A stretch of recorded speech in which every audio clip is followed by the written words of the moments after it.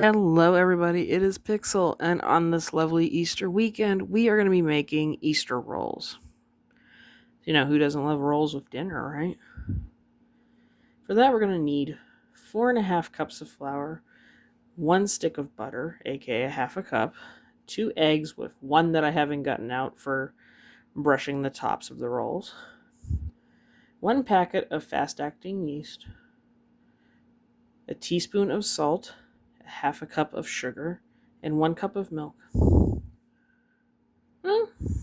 This is going to be fun, as usual, so let's go. Before we get started mixing everything in our mixer, we're going to warm up our cup of milk for a minute or so until it's warm. And pour the sugar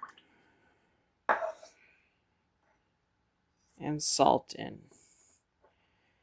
I'm getting it to dissolve into our milk thoroughly. And when the temperature of the milk is more room temperature, warm instead of hot, we'll put our yeast packet into the milk, give it a little stir, and let it froth up for the next 10 minutes.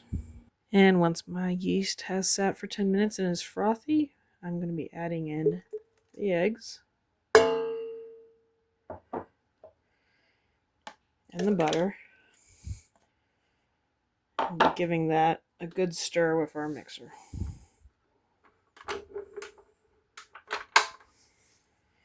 Okay, that will be coming together nicely, and once it's combined, we're going to incorporate the flour 1 cup at a time and then pause to mix. So I'll be back when I'm all done with that. And once the roll dough, is dough, I'm going to be taking it out of our mixture, putting it on our floured surface. A few little pieces we can go. And I am going to spend the next 2 minutes kneading our dough until it's a nice springy consistency.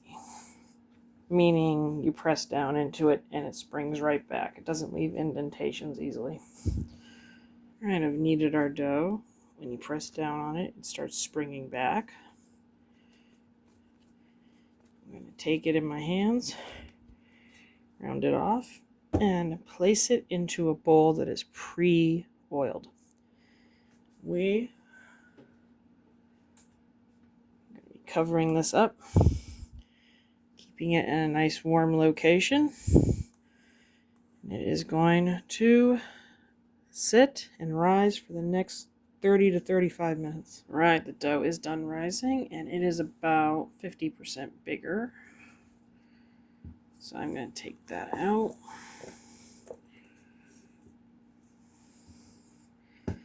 Put it onto a floured surface, giving it a few more kneads. Yep, it's still springing back like it's supposed to. We're going to start cutting this up into 20 little equal balls. Okay, I've cut my dough into about 20 equal little pieces. We're going to be stretching those out to a nice long rope, breaking it in the middle, and then twisting them together. Of course, mine aren't going to be as pretty as pictures, but hey. These are going to go on a parchment-filled pan. Right, I have twisted our dough pieces together. They are not as beautiful as the recipe, but hey, that's okay. Last but not least, we're going to be covering them with a nice egg wash.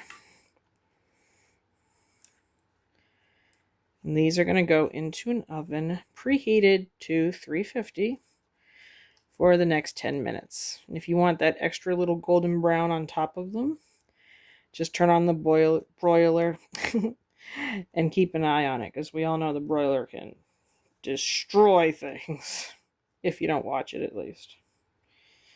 So, see you back when they're all done. And after about 15 minutes in the oven, they are golden brown and beautiful. I, of course, had to leave them a little bit longer in the oven because sometimes altitude does that, so just keep that in mind if you live somewhere with mountains. Anyway, we're going to let these get to room temperature and try them on out. Alright, rolls are all done. I decided not to let them cool off too much because, you know, who doesn't love hot roll with some butter on it? Now, get to try them out. Well, gotta say, these are some of the best rolls I've probably ever made. They're soft, there's a little hint of sweet. They're really, really like easy to pull apart. These are amazing. I would highly suggest making these for any holiday, honestly.